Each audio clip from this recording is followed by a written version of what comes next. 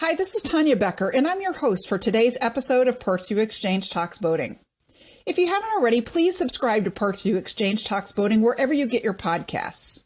Also, please subscribe to our YouTube channel so you don't miss out on any content there either. Today, I'm joined again by Jerron Wosel, the president at YakGear. YakGear is an industry-leading supplier of kayak equipment, paddle sports accessories, and boat mounting accessories. The last time Jerron was on PartsVu Xchange Talks Boating, we talked about the things newer kayakers need to think about as they're rigging their kayaks. If you missed that episode, definitely take time to check it out, and I've included the episode's link in the show notes. While there are a lot of newer kayak anglers out there, there's also a growing number of more experienced kayakers out there advancing the sport. We're going to talk about how anglers can upgrade their kayaks as they become more experienced and maybe more adventurous. Thanks so much for being here, Jerron. Thanks for having me. Yeah. Before we start our outfitting discussion, I wanted to get your take on where you think the sport of kayak fishing is heading. Of course, not all highly experienced kayak anglers participate in tournaments, but the kayak tournament scene is growing like crazy, isn't it? Yeah, it's exploded. I thought it was big whenever, back in like 2009, 2010. This is a whole other level. And as the sport's grown, you've seen the boats change and adapt to the angler. And yeah, it's impressive. Now, as far as where I think it's going, I wouldn't be shocked in the next 2 to 5 years. You're watching competitive kayak tournaments on the television, just like you do anything within the powerboat realm. The marketing keeps growing behind it. The size of the tournaments keep growing. The payouts are growing. It's gotten so big that even BASS recognized it and even opened up their own kayak trail. And if there's that kind of attention on this sport, there's no telling where it goes. Absolutely. And I think I did just read, there isn't, I think maybe it's Bassmaster that has a small pro series that you have to qualify for. I think it's Bassmaster, but don't quote me on that. Yeah, Bassmaster, they'll have, if I'm not mistaken, so don't take this as truth, but if I'm not mistaken, you've got a lot of qualifying tournaments all across the country in various territories. Okay. All of those guys will compete in set amount of tournaments, whether that be countrywide or just in their territory. Like I said, I'm not 100% familiar with how they do it, but they do qualify for a kayak Bassmaster Classic. Okay. And it's pretty commonplace across the competitive spectrum. Well, you'll have a grand tournament at the end of a season, and you'll fish X number of tournaments to qualify, or you'll have to gain so many points within that series to qualify. Yeah. And you're starting to see kind of the battle of the tournament or battle of the trail series, just like you see in power bass fishing. I know Hobie's in the game, kayak bass fishing, KBF, and then of course Bassmaster. And then I'm sure others will crop up too, or if they haven't already. Oh, for sure. In terms of national trails. Positioning. Yeah. It's a battle of positioning. And yeah. Even though BASS owns the bass one, I'm sure there's other tournaments that are out there or tournament series that are out there that are being eyeballed from an acquisition standpoint. It has to be. It has to be. With all the consolidation that's going on nowadays in the outdoor industry, why would that be any different? No. Yeah, absolutely. Okay, so let's start talking about outfitting for people, outfitting a kayak, of course, for people that want to kind of take it up a notch. What are the areas that are the most logical places to look at in terms of starting to upgrade? So if you're speaking to the competitive standpoint and guys wanting to compete in that type of a scenario, one, does that tournament series allow powercraft? Because if that's the case, the big upgrade is going to get little small electronic motors that are, say, like Torpedo or Newport vessels. Those are probably your two industry leaders. There's other ways that people can just they can mount trolling motors to the backs of their boats. They put them on the stern. So I would say that's one major step up. Then two, what's your electronic game look like from like a fish finder standpoint? That's a huge investment, or can be a huge investment. and a major step up in that way for sure. A lot better than going in blind. I will say that. Give me more visibility, and give me give me the best one you can. Also, I would say, pedal craft. Do you want to paddle or do you want to pedal it? As far as angling goes, I'm a pretty big proponent of, when at least it comes to like, say, bass fishing style. I'd rather pedal than paddle. I want to keep my hands free. I can fish on the move. I can do all sorts of stuff like that. That's a major step up. If you're a paddler, a major step up. Well, you don't have a motor on your boat, but you're the motor. So go get the best motor accessories. That's a high-end paddle. Go get a full carbon fiber paddle, and get to ripping. Yeah, I mean, then it just comes down to like all the other things is just equipment, but that has nothing to do with paddling. That's anybody. Right. Rods, reels, anything. So is there, I suspect, I don't know this to be the case, but I suspect there's kind of a division in the kayak angling world, not kind of tournaments aside, but just in the overall kind of the way people are thinking about the sport. Like, I can kind of envision a divide between, increasingly sophisticated electric motors and so forth versus like old school, like, no, we pedal or paddle, are people starting to argue about this? Absolutely. You can log into any forum. I mean, if you're into old school tech, or you can go into any Facebook page, social media page, and it's easily seen like that. For one, like this even was back in the day when pedal craft started appearing on the market. You got your purists versus your anglers. There's people out there say, oh, you got to get under your own power to get to where you're going. If you wanted to pedal or even now motor, why don't you just buy a boat at that point in time? Yeah. So that's an ongoing conversation. I think you're going to see it just become more and more acceptable. I mean, it's already acceptable across the majority of the major tournaments. Mm-hmm. So, I mean, and let's face it, if you're at that level, you don't care about the purest of paddling. All you care about is qualifying, getting points for your tour, potentially getting a paycheck. It doesn't matter.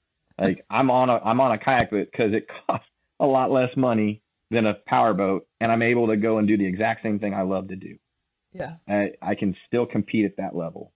So, I mean, and now the biggest division is really between the folks who use standard 2D / side imaging, top imaging sonar versus live scope. Is live scope should that even be allowed on the tours? I mean, it's a heated debate. You've already seen some major powerboat tournaments outlaw them. They think it gives an edge to the angler, but I can see both sides for sure. But at the end of the day, what happened to the tournaments when they didn't have fish finders in the first place? And then the first fish finder started showing up. Right. You're always going to have that debate. It's just going to transition from eras. Right. What's the new tech? What's the new tech? Yeah. It's just like gas powered cars and electric cars. It's the same thing. You can debate till you're blue in the face, but the one thing I will say in defense of the anglers that do use these live scope sonars is it doesn't help you, or it doesn't make you catch the fish. No, you just see them. Like, you can literally roll up into a cove or a point and use it, scan it, sweep over that, and you can see if there's fish there, but you still got to catch them. Yeah. And it's not like whenever you turn the unit on, it says, hey, there's fish over here. Go over here. Yeah. That's not the case. Yeah. So, those debates are going to rage on for sure. The only way I think that these debates get squashed is just the sheer amount of time. That they're around. At some point in time, it just becomes acceptable that that's going to be the majority of the boat used because it provides angler X this. Right. At that point in time, it won't matter anymore. And just the same with the live scope. I think the biggest thing about the live scope is the cost. Mm-hmm. Some guys have the ability to go and buy that stuff, and then the others don't. As that technology becomes more prevalent, just like anything else, cost is going to drop. It's going to become easier accessible to everybody. That's when I think you'll see that start to tailor off, because then it's just going to be the norm. Yeah, no, absolutely. Just like to your point earlier, like all this stuff was. Is live scope an advantage? Of course, but all this stuff is an advantage. It's not going to go away. No. You can ban it. You can ban it all you want, but it's not going to go away. No, absolutely. I think it'd have to cause a cheating incident in order for it to go away. And that's not cheating. No. You're using what's available to you. Yeah, exactly. And as long as it's within the rules of the tournament, it's not cheating, obviously. And obviously tournament rules evolve, over time as well. So it's not putting weight inside the fish. Like we did see a incident, pretty well-known incident of that this year. Yeah. It's not that level. No, it's not that level. I mean, and I think to even compete with that, the unit have to reel the fish in for you. But that's not happening. So I think people just need to kind of calm down. This stuff's here to stay. If you don't like the fact that a tournament allows said technology or whatever, go find another one. There's literally, there are online tournaments. You can go find small online tournaments. No, the payout is not as big, but you're still competing. Right. So I just think people need to chill, let this stuff play out. And if you want to be a purist, be a purist. I'm not saying to not be, but it's different strokes, different folks. That's right. And I think it's awesome that there's something out there for everybody now. Yeah, I agree. And I think that all the sophisticated electronics adds some new challenges, right? I mean, to your point, you can see the fish, but if you have how many boats out there or how many kayaks out there that also can see the fish, those fish are going to be pressured and their behavior is going to change. So it's then you have to, you have to adjust according to that. So it just, you can see them, but it introduces new challenges too. Well, not to mention the fact you still have to be able to read a fish finder. Yeah, true. A beginning angler that's got, indisposable income all over the place, or disposable income all over the place. There's no limit to it. Like, I want to go get into fishing. I want to get into tournament fishing, specifically kayak. I'm going to go buy all the best equipment you can buy for the money. Mm-hmm. Well, unless you know how to use it, it's not going to benefit you at all. If anything, you just wasted all your money, and it's going to be a deterrent. And you'll probably get out, and you'll be one of those guys that flip their boat and, sell it to somebody else in a short matter of time. It's just the way it is. But excuse me. I don't see it. I don't see it becoming a deterrent later down the road.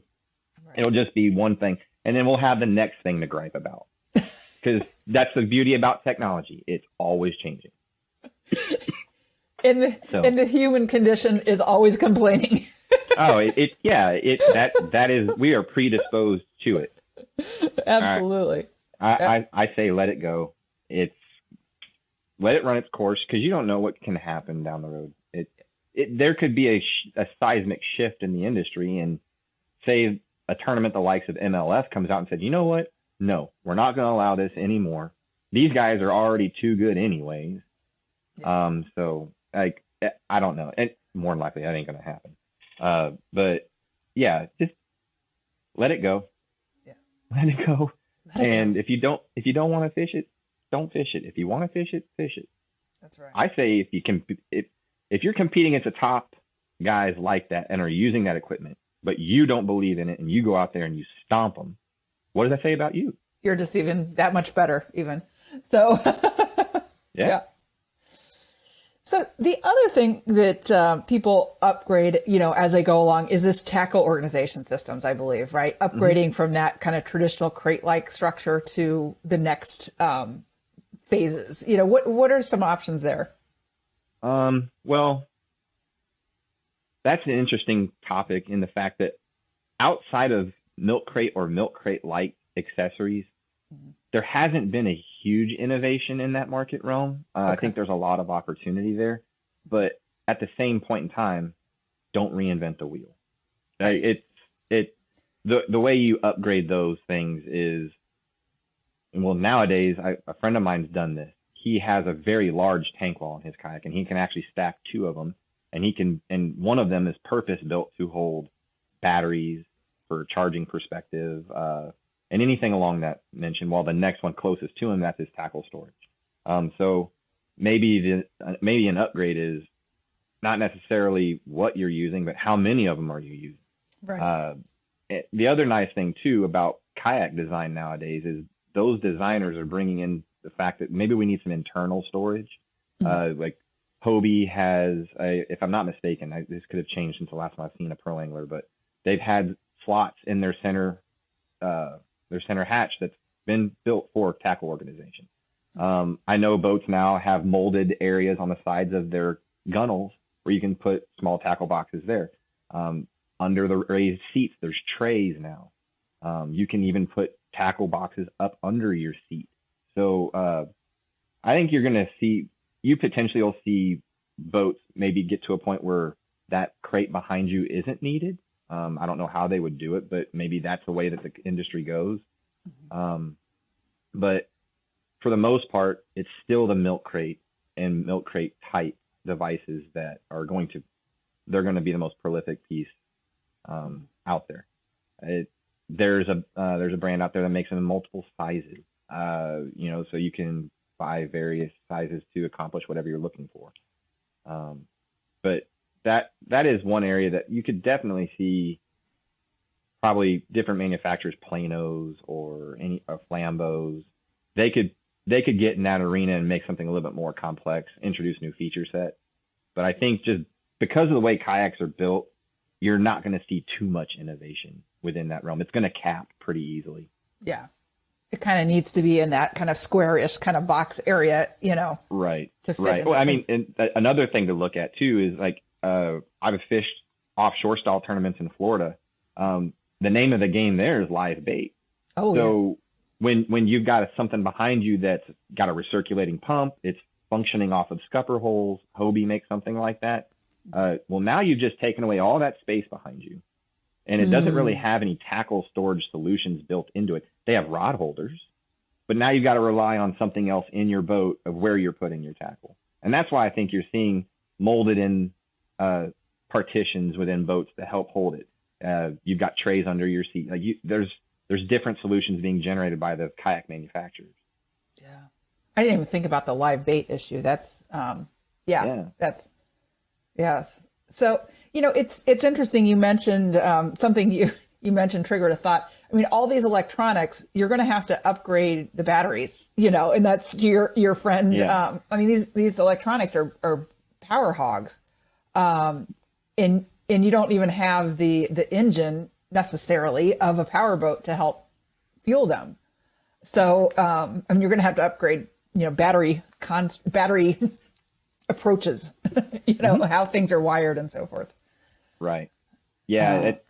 That's a tough one. Cause for a long time until, the popularity of lithium popped up, you're talking AGM batteries. The very first powered kayak was the Ocean Kayak Torque a long time ago. And it had a slot right in the center of the boat that not only where the motor dropped down in, but you had where the battery dropped in.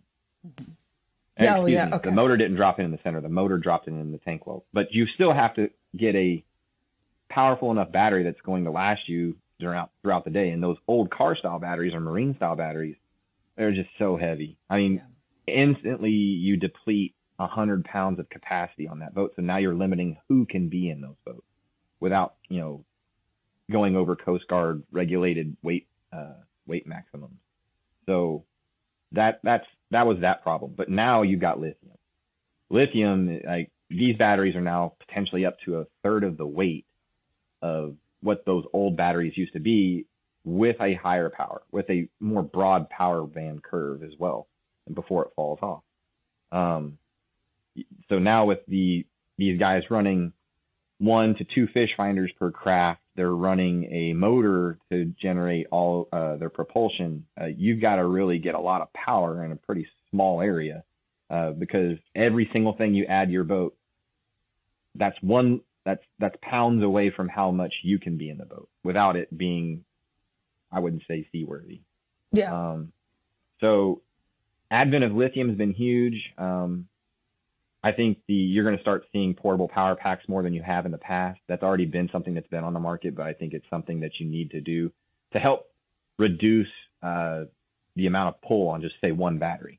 That way you can run a GoPro for longer than intended, because some of the guys are running GoPros, fish finders, trolling motors, all off one battery, or a continuance, like a cycle of battery. They'll marry them up. Right. Or just buy really big batteries. But there's got to be more cost-effective ways of doing that, because those batteries get very expensive very quickly. Right.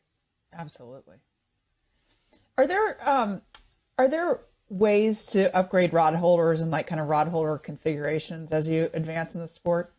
Yeah, absolutely. I think most of it just comes down to what kind of rod and reel are you using.